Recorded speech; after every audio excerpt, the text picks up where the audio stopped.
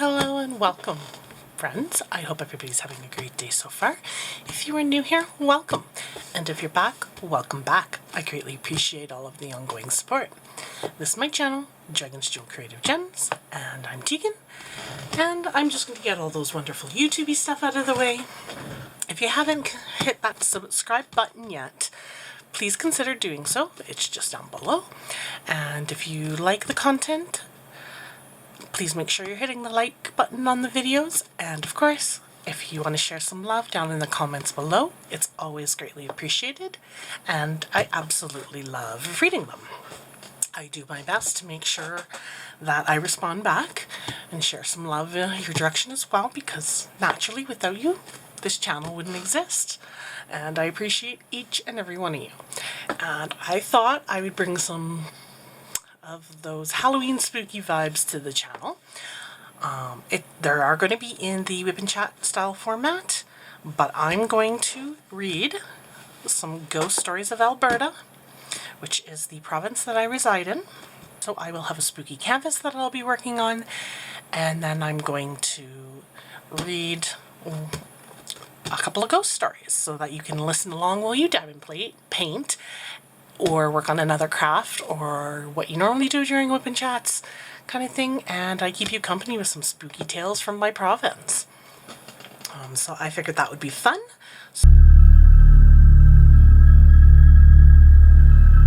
Miss Cross has never left her home.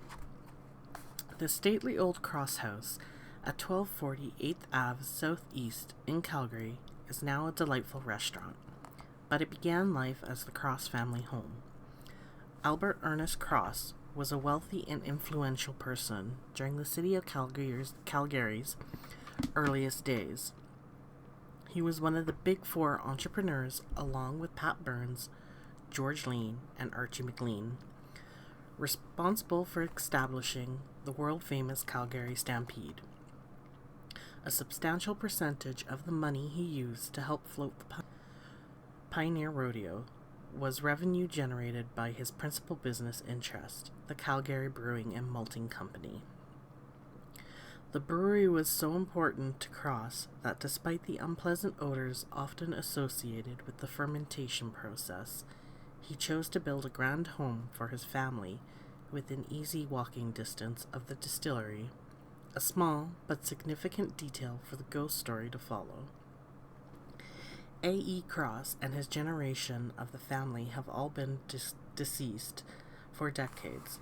Nevertheless, George Demont, the personable general manager of the Cross House Garden Cafe, and some of his staff are not convinced that the original occupants have all left the elegant residence. George recalled finishing work one evening after preparing for the following day's opening. Just as he and another employee were securing the back door, they both heard a chair being scraped across the hardwood floor upstairs. George and his co-worker Catherine looked at one another in disbelief for a moment before deciding they must accidentally have locked someone into the restaurant. They headed back upstairs, George by the front staircase and Catherine by the back one. They met in the second floor hallway and proceeded together to the room where they heard the noise. As far as they could see, there was no one in the room, but two of the chairs at a carefully set table for 5 had been moved. Now, instead of being pushed up against a round table near the bay window, they stood away from the table, facing out the window. Both George and Catherine knew they hadn't left them that way, and they also knew the chairs being moved must have made the sound they had heard as they were locking up. Still convinced that they had mistakenly locked someone into the restaurant, the puzzled co-workers searched the entire house. We checked the place thoroughly and there was no one there. A few days later, Mary Cross Dover, Mr. and Mrs. Cross's daughter, now deceased, dropped into her former home to visit and enjoy lunch. Inevitably, she and George Demont began chatting. The incident with the chairs was still very much on the man's mind, and as gently as he could, he steered their conversation around to the occurrence. As he'd hoped she would, Mary was able to shed some light on the mystery, The area where George and Catherine had discovered the chairs moved had been the home's master bedroom. Mary remembered that her mother would go to the bedroom at about the time she expected her husband would be leaving his brewery each evening.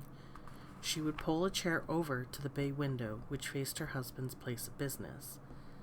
There she would sit, watching out the window, waiting to see him walking home each night. As soon as he came into view, Helen Cross would go down to the kitchen and begin dinner preparations.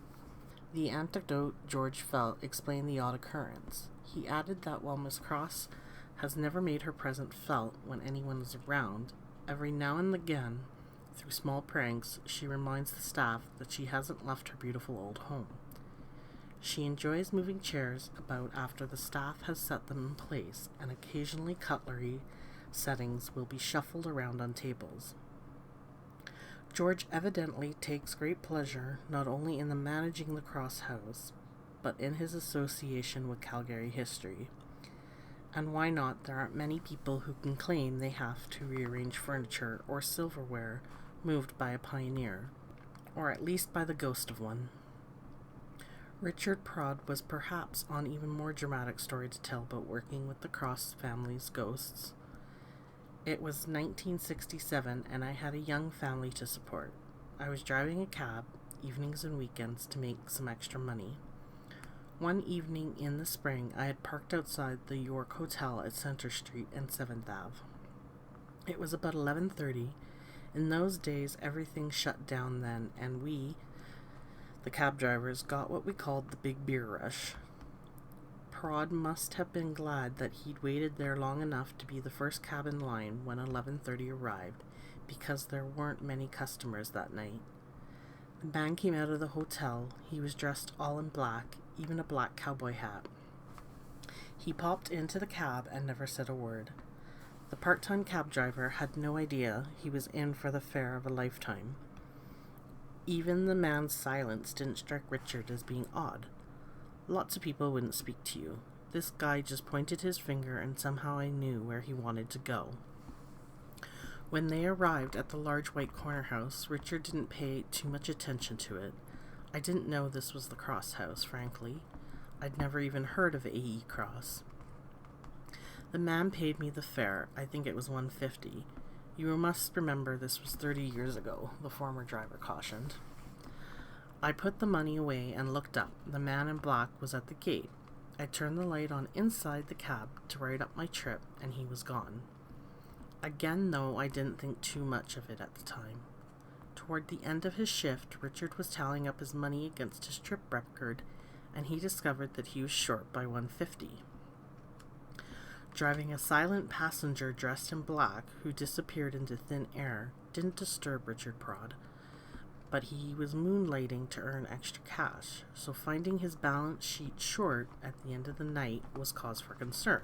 I'm a very meticulous kind of guy, he stated. I always balanced my money, but this particular night I went over it and over it. No matter what I did, I came out short, he remembers. Eventually Richard gave up and tried to accept the fact that he had somehow been shorted. I never gave it much thought after that, he said. It was 1967, Canada's centennial year. The Prod family, like many other Canadian families, began to develop an interest in their heritage. One day that summer, my wife Lynn and I took our two daughters, Sandy and Mandy, to the Horsemen's Hall of Fame. There was an exhibit about Calgary's Big Four, and that's when I realized. I said to Lynn, I drove that guy. Lynn Prod must have been very puzzled by her husband's comment, for she could clearly see she had the man whose likeness he pointed to had died on March 10th, 1932, years before her husband had even been born. It was then finally that Richard Prod was able to piece together his strange experience of a few weeks before. You know, even at the time when I saw the guy, he looked too clean, too perfect. His skin was just too perfect. He looked like someone had cleaned him up for television, Richard recalled. It was then that the former cab driver realized why his fare tally had been short by $1.50 that night. It was the long-deceased Mr. Cross's fare that he had been missing. On a spring night during Canada's centennial year, Richard Prod had taken a ghost for a drive. Casper the Very Friendly Ghost. For 4 years in a row, Edmonton La Casa Ticino restaurant has been rated as having the best atmosphere. In a city overpopulated with eateries, that distinction means a place must have something extra going for it. La Casa Ticino does maybe more than many of its patrons realize. In the 1930s, the charming old house that is now home to the award-winning restaurant was the Casper's family's home. It's a fair guess that at least one of the Caspers enjoyed living in the house so much that he or she still hasn't left.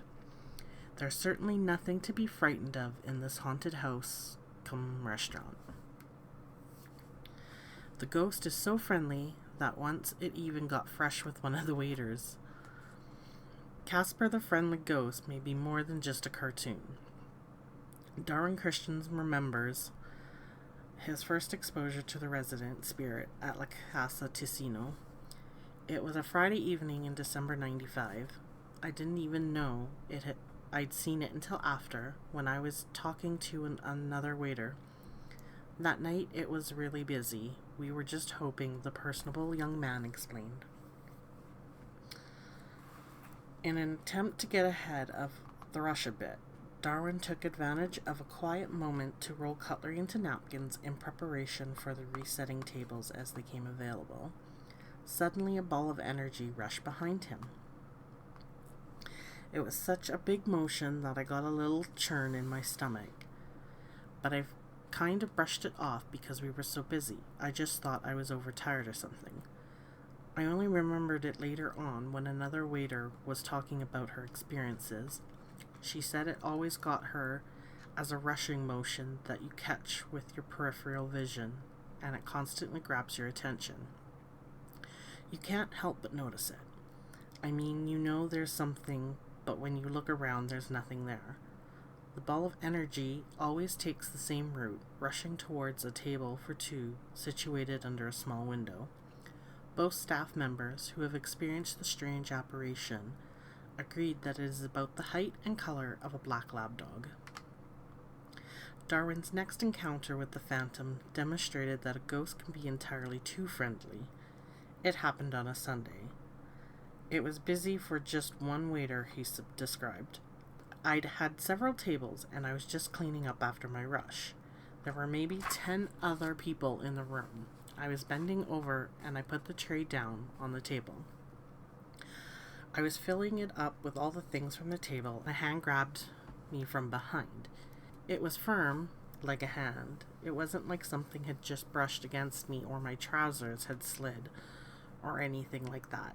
A hand grabbed me on the left side. I turned around thinking, buddy, if you want something, why don't you just call me? But there was no one there. That's when Darwin realized he was standing at a table where the phantom rush of energy always headed, although he certainly can't explain being touched. Darwin does have a theory that may explain the unusual presence in the old house. There may have been a bed where the table is now, because when the house was lived in, there was a bedroom on that top level. I was thinking that as the object was about the same height as the bed, maybe someone was bedridden for a long time. Darwin is not the only member of the staff to have had strange experiences in La Casa Ticino. A woman who has since gone on to another employment told Darwin about locking the place up late one night. The restaurant's kitchen is an addition at the back of the old house. It is located halfway between the first and second floors. As the woman was preparing to leave the restaurant, she heard a tremendous crash. The crash was so loud that she thought the entire kitchen had just dropped in the back. She went rushing to the kitchen, but nothing was even out of place. As she was already aware of the rushing ball of energy, she was not entirely surprised. She merely continued the lock-up process, setting the appropriate alarms and locking the doors before leaving. Gary Strangeway, La Casa Ticino's owner, listens to his employees' stories of the resident ghost with obvious interest, but so far hasn't had an experience of that kind himself.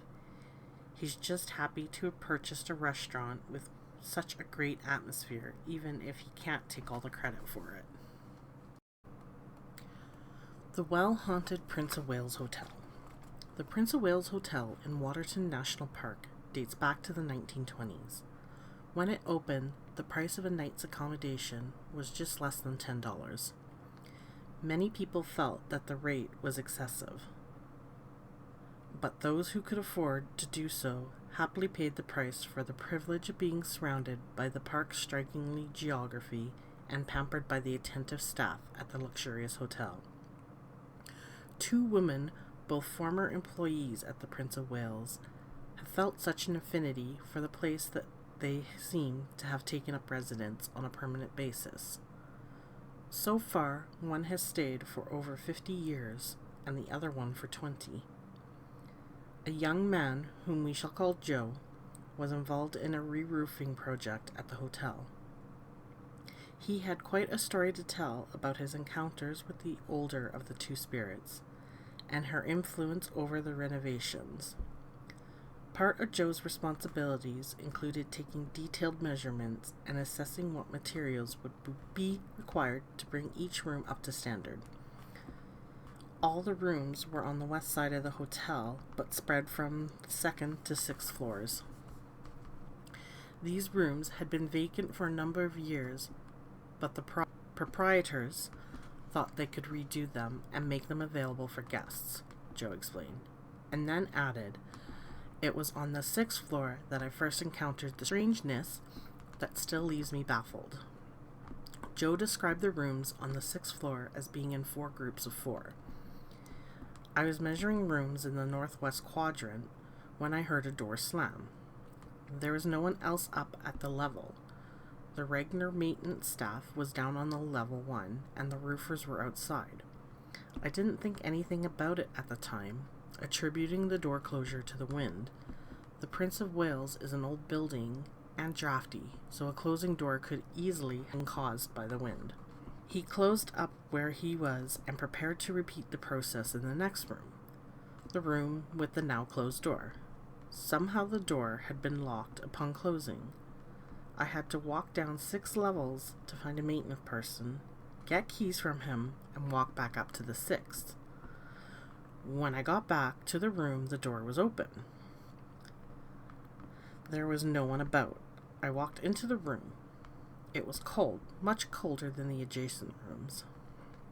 Remarkably, though, by now Joe recognized that he was dealing with extraordinary circumstances. His next actions were as follows. It wasn't that I was afraid, but curious about what was going on. I sat down in the room. The temperature in the room got warmer, and with it a sense of injustice done in the room permeated my thinking. After I had communicated with the strangeness, I went about my work and left the room. Still curious about what might have caused his experience, Joe began subtly probing the hotel staff for information. It was then that he heard something about a ghost in the hotel. Although the reports seemed to indicate the entity moved about the hotel, for the most part the reports centered around the northwest corner. Of course, that was the area in which Joe had encountered the strangeness he experienced. Legend had it that a murder took place up in that area shortly after the Second World War. The upper levels of the hotel at the time were given over to staff. One of the cooks and his wife lived in the area in question. She was a vivacious, outgoing, friendly concierge. He was an extremely jealous person. One Friday night, after she returned to the room after spending a few hours playing cards with other staff, her husband, in a fit of rage, killed her. The husband then fled from the couple's quarters, having locked the door behind himself. Just as he had no doubt hoped, his wife's body was not found until Monday. By then, he must have put considerable distance between himself and the corpse, because he was never caught. Joe was told that the hotel staff now believed the banging doors and creaking noises are attempts by the deceased to draw attention to the grievous injustice. While Joe was carrying out his duties inside, other workers were laboring on the roof of the hotel. They were working on an area of the roof that was over the room in question. This section was proving tougher to get through than the rest. The workers' nails tended to bend and shingles were slipping from their hands. They attributed it to the frost, wind, and harder than normal wood. I took a different approach. I went back inside and climbed up the 6 floors to the room with the door that had slammed shut on me. I entered a room and in the calm voice talked to the room. I said that by letting the roofers pound their nails in and hold on to their shingles, they would be away from the area quicker and peace would follow. I felt something that I can't describe, and then I left the room. I returned outside, and when the roofers came down, I asked them about how things were going. They said that for some inexplicable reason, the nails were not being bent and the shingles were not slipping from their grasp. They made record time on that portion of the roof and were on to other sections. The other spirit at the hotel is Sarah.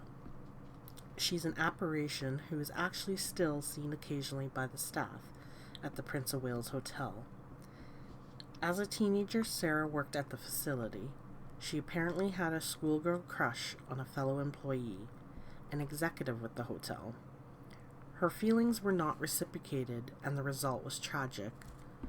The youngster jumped to her death from the hotel's 7-story high bell tower. One guest I spoke with reported that he and his wife could feel, although not see, someone tucking them into their bed the nights they stayed there. He also commented that no matter how many times he opened the window, when he woke up, it was closed and locked. The man assured me that he had no history of sleepwalking and that his wife reported sleeping soundly through the night while they were at the hotel. Perhaps Sarah was afraid the guests would be subjected to a draft if the window remained open overnight. The couple added they felt comforted by what they perceived as the special presence in their room. The price of accommodation at the Prince of Wales Hotel in Waterton National Park has certainly changed over the years, but you can still count on attentive staff, luxurious amenities, glorious scenery, and as in the past 50 years, a ghost or two. Room 6 receives special room service. This Alberta ghost story traveled many kilometers to end up right back here where it belongs, in its home province. The following incident, which occurred in the mountain park town of Banff, was reported to the century-old Institute for Physical Research in London, England. The name of the hotel where the unexplained event took place unfortunately has been lost somewhere along the tale's track. As the lodge is described as being small, cozy, and friendly, we can rule out the larger and more formal hotels in the town. The story goes that a family named Forsh was touring Western Canada. 14-year-old Sonia Forsh had insulin-dependent diabetes and was well used to dealing with her body's special requirements. With a minimum of assistance, Sonia led a happy, normal, and productive life. As the family checked into the hotels across the country, they always arranged for an 8 a.m. wake-up call for Sonia. No matter how tired the girl was, she needed to be up at that time in order to eat a nourishing breakfast and inject her medication. Because her health depended on consciously adhering to a strict schedule, the evening they arrived in Banff was no exception. As they checked into the hotel, weary from a full day's travel, Mr. Forsh arranged for a wake-up call to be made to his daughter's room the next morning. The next morning, precisely at 8 o'clock, the phone in room 6 rang. The clerk greeted Sonia with a cheery good morning and assured her that breakfast would be at her door in less than 5 minutes. The young woman barely had time to complete her morning insulin routine before a delicious meal was delivered to her door. She ate her breakfast and waited for her parents, asleep in the next room, to awaken, and for the day's adventures to begin.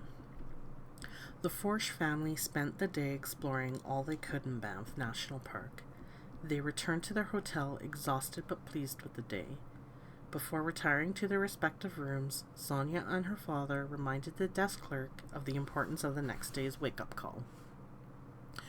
When they were assured that the request had been duly recorded and would most certainly be followed up on, the father and daughter bid each other a good night and retired to their separate rooms.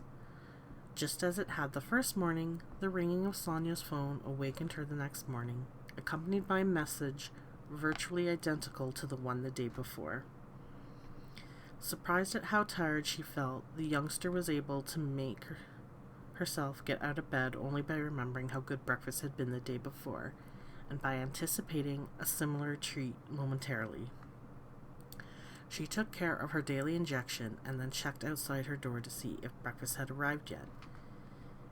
It hadn't, so she was disappointed to note. So Sonia decided to get washed. She hurried in the shower so that her breakfast would still be hot when she brought it in from the hallway outside her door. But when she looked a second time, the meal still hadn't been delivered. After checking a third and fourth time to see if the room service had been there yet, Sonia gave up and went into her parents' bedroom to ask what they thought she should do about the tardy service. Much to her surprise, Sonia's parents were still fast asleep. She awakened her mother, very groggily asked what time it was. Sonia replied that it had to be 8:30 by now because the phone call to waken her had come at least half an hour ago. With that, both Sonia and Miss Forsh glanced at the latter's travel alarm clock and saw that it was not even 5 o'clock in the morning yet. The clock had to be wrong. The desk clerk wouldn't have made the call more than 3 hours too early. Sonia returned to her room where she checked her wristwatch. Sure enough, the time shown on her watch matched what her mother's clock had read. Apparently someone had called Sonia's room and disturbed her sleep hours before she needed to be awake. Thinking that a hotel employee had played a rather cruel practical joke, Miss Forsh told Sonia that she would deal with the issue after a few more hours of sleep. She suggested her daughter also try to get back to sleep. Fortunately, the girl's insulin dosage had been regulated successfully for a number of months, and so although the premature injection was not a good thing, it would not cause any harm. As no one was able to fall back to sleep too soundly, Sonia and her parents were up and dressed just before 8 a.m. They met in the hallway between their two rooms and decided to deal with the problem at the front desk before they went to breakfast. Miss Forge approached the clerk and reminded him of his obligation to phone Sonia's room. The clerk acknowledged the responsibility and apologized. He explained that he was running 2 or 3 minutes behind schedule in making the morning calls. Sonia replied that someone who was more than 3 hours ahead of schedule had already made the call. The desk clerk stared uncomprehendingly before explaining that such an early morning call was an impossibility at that hotel. Not only was the front desk not staffed before 8 o'clock in the morning, but the bells on the telephones in the rooms were always turned off throughout the night so that the guests would not be disturbed. For a few seconds, Mr. Forsh and the desk clerk stared at one another over the counter. Neither was pleased with the way the conversation had gone. Just as Mr. Forsh turned from the front desk in exasperation, the clerk called him back. He just remembered that he'd given Sonia room 6, the haunted room. As best as he could, the hotel employee explained that Sonia's experience was not the first incident in that particular room. Judging by similar events in the past, the teenager's early morning wake-up call had been initiated by an overly dedicated employee, one who had been dead for several years. The clerk produced a notebook from under the counter. He asked the family to record the event alongside reports from others who had stayed in room 6. Annoyed and somewhat shaken, the Forsh refused the request and checked out of the hotel. Apparently, Mr. Forsh waited until the family vacation was over before contacting the Institute for Psychical Research and telling them of their experience.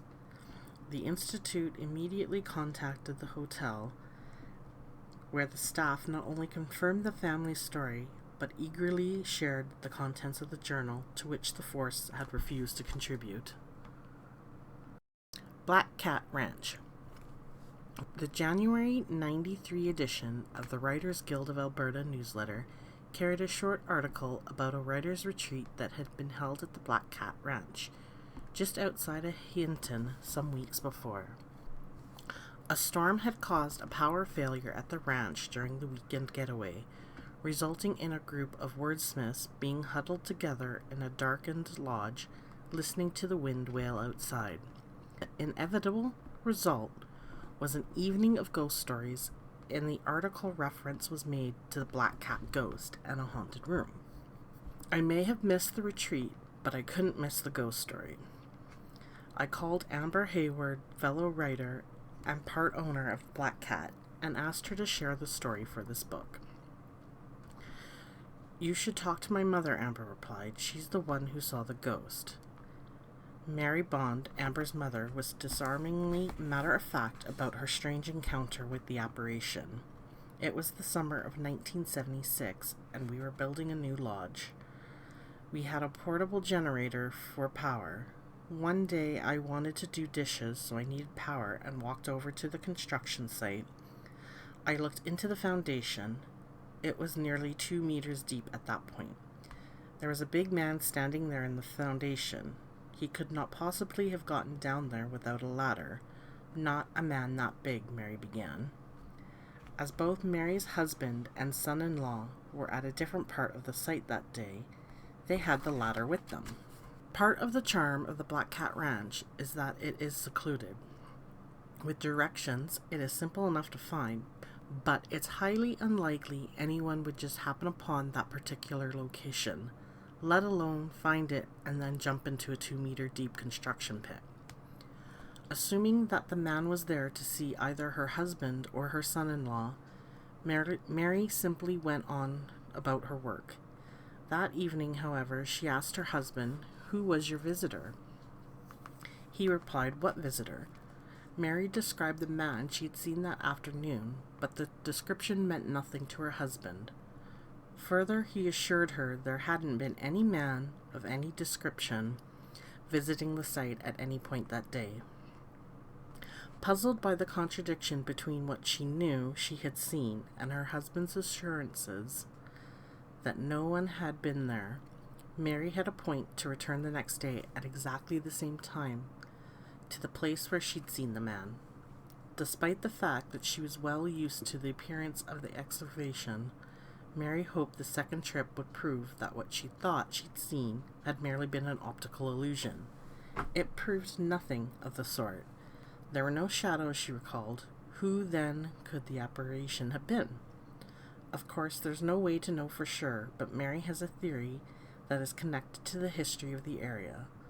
Local legends tell of a male Crees who once walked from what is now Ontario all the way to the Rocky Mountain foothills, where the Black Cat Ranch is located. Some of those travelers settled in the area and were eventually buried there, too. Mary Bond believes that the ghost she saw may have been one of that group. Perhaps the apparition was merely curious about what Mary's family was doing with the land he had settled on so many years before. Horse haunts the Mac. The year was 1915, and Edmonton's economy boomed. Everyone, it seemed, was making money, especially the railways. In order to capitalize on this financial good fortune, the Grand Trunk Pacific Railway built a truly spectacular hotel on a prime piece of Edmonton real estate. The huge lot abutted the downtown business section and overlooked the North Saskatchewan River Valley. The railway named its impressive inn after Canada's first Prime Minister. At its opening, the Hotel Macdonald was acknowledged to be one of the most elegant lodging houses in Western Canada. Sadly, the years were not kind to the Mac. Its splendor suffered badly, and by the time the hotel closed its doors in 1983, the once proud Edmonton landmark was badly down at its heels. Today, the hotel is owned by Canadian Pacific Hotels and Resorts. After the company's investment of nearly $30 million in renovations, it is once again one of the world's great hotels. The MAC serves as a luxurious home away from home for the rich, the famous, and those who enjoy being pampered and surrounded by grandeur. Despite all these changes, the slow decline, the years of abandonment, the massive renovations, and now the re-entry into the field of luxurious accommodations, at least one ghost has remained in residence. The story goes that in 1915, horses were used to haul away the earth from the original excavation. One horse apparently died on the job. The staff occasionally report that when they are in the basement of the hotel, they can hear the clip-clopping sound of horse hooves as the long-dead animal labors on into eternity. There is, however, at least the rumor of a second ghost at the Hotel McDonald. The administration won't verify the story, but many people have told me about a laundry worker from the hotel's early days. Rumor has it the man met an untimely death at the hotel, and that his spirit has stayed on. The widespread rumor and the hotel's official denial make a tantalizing combination.